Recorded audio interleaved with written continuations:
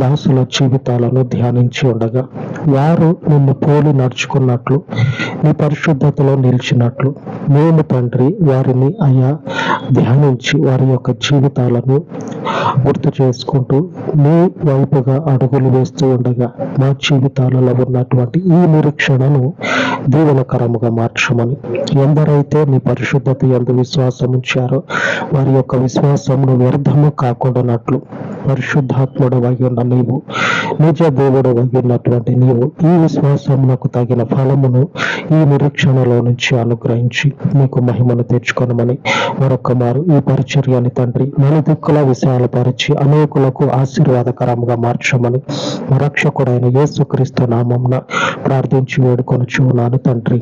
ఆమేన్, ఆమేన్. ఉన్నతుడైన దేవుని కృప మనకు తోడై ఉండును గాక. ఆమేన్, ఆమేన్.